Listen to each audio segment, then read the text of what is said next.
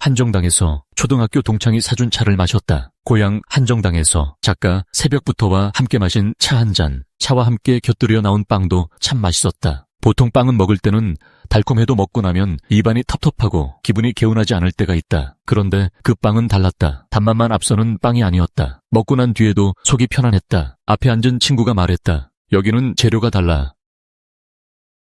고향 한정당에서 작가 새벽부터와 함께 마신 차 한 잔. 그 말을 듣고 다시 한 입 먹어보니 정말 그런 것 같았다. 좋은 재료는 맛에서도 정직하게 드러난다. 달지 않게 맛있는 것, 부담스럽지 않게 오래 남는 것. 음식도 사람처럼 그런 깊이가 있구나 싶었다. 그날 차를 사준 친구는 초등학교 동창이자 작가 필명 새벽부터로 책을 낸 친구다. 친구의 책은 많은 사랑을 받고 있다. 내가 볼 땐 대박이다. 어린 시절 함께 학교를 다니던 친구가 이제는 작가로 불리고 사람들에게 자기 이야기를 전하는 사람이 되었다는 사실이 새삼 신기했다.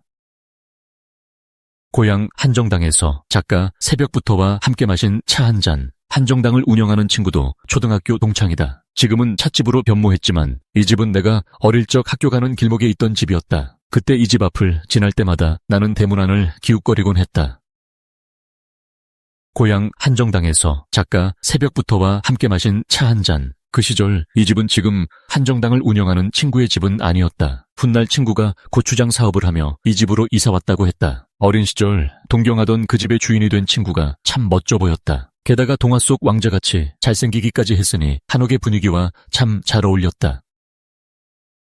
고향 한정당에서 작가 새벽부터와 함께 마신 차 한 잔. 어릴 때 나는 소슬대문 같은 커다란 나무 기둥에 기대어 놀았다. 그 대문 안에는 어떤 세상이 있을까 궁금했다. 마당은 얼마나 넓을까? 저 집에 사는 사람들은 어떤 방에서 잠을 잘까? 어린 내 눈에는 그 집이 다른 세계처럼 보였다. 그런 집이 지금은 한정당이라는 멋진 찻집이 되었다. 오래된 한옥의 형태를 그대로 살려 운영하고 있어서인지 이곳에 오면 먼저 마음부터 느긋해지는 것 같다. 세월이 묻은 나무기둥, 조용한 뜨락, 낮게 내려앉은 처마가 사람의 마음을 천천히 받아준다. 고향 한정당에서 작가 새벽부터와 함께 마신 차 한 잔. 한옥은 다정하다. 오래되었는데 낡아 보이지 않는다. 세월이 묻었는데 초라하지 않다. 사람이 오래 머문 집에는 말로 설명하기 어려운 온기가 남아있다. 한정당 2층 다락방에 올라가면 생각보다 넓다. 전에 왔을 때 찻집을 운영하는 친구가 이런 이야기를 들려준 적이 있다. 오래전 이 집 주인은 타양에서 온 행상객들이 잠시 머물다 갈 수 있도록 그 공간을 내어주었다고 했다. 그 말을 들었을 때 나는 이 집이 왜 이렇게 사람을 끌어당기는지 조금 알 것 같았다. 집은 벽과 지붕으로만 이루어지는 것이 아니다. 누군가를 쉬게 하고 재워주고 길 위에 고단한 몸을 받아준 시간이 쌓여야 비로소 깊은 집이 된다. 고향에 와서 한정당 뜰락에 앉아 차를 마시고 있으니 감회가 새로웠다. 오래전에는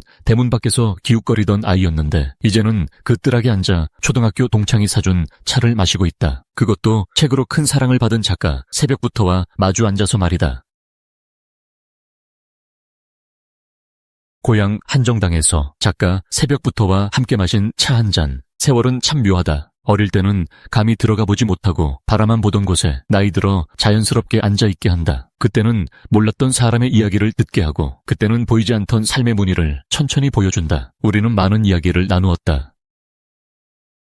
가장 오래 마음에 남은 것은 새벽부터 작가의 아내 사랑이었다. 친구는 아내가 먹고 싶다는 음식이 있으면 그냥 흘려듣지 않는다고 했다. 미루지도 않고 대충 넘기지도 않는다고 했다. 바로 움직인다고 했다. 아내가 국밥이 먹고 싶다고 하면 경주까지 가서 점심을 먹고 서울에도 가고 강릉에도 간다고 했다. 그 음식 한 그릇을 먹기 위해 먼 길을 마다하지 않는다는 것이다. 나는 속으로 놀랐다. 사랑한다는 말은 누구나 할 수 있다. 그러나 누군가의 먹고 싶다는 말 한마디를 기억하고 그것을 바로 실행으로 옮기는 사람은 많지 않다. 새벽부터 작가는 말했다. 아내가 맛있게 먹는 모습을 보면 나도 맛있어. 그래서 행복해. 그 말을 듣는데 마음이 조용히 따뜻해졌다. 세상에서 가장 행복한 아내는 거창한 선물을 받는 사람이 아닐지도 모른다. 내가 먹고 싶다고 한 것을 허투루 넘기지 않는 사람, 나의 작은 바람을 귀하게 여겨주는 사람 곁에 있는 사람이 아닐까. 사랑은 대단한 선언보다 사소한 실행 속에 더 선명하게 드러난다. 멀리 가자는 말보다 먹고 싶다는 국밥 한 그릇을 위해 차를 돌리는 마음,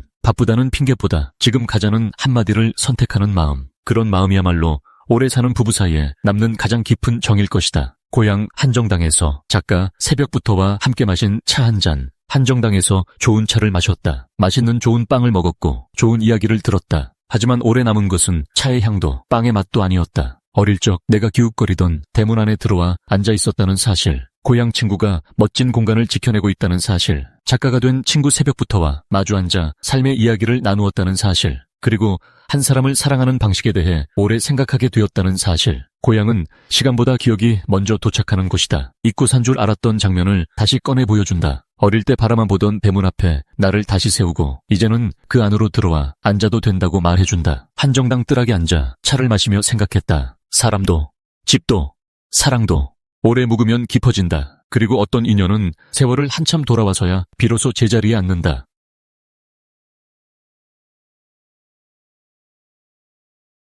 나는 가장 슬픈 순간에 사랑을 생각한다. 새벽부터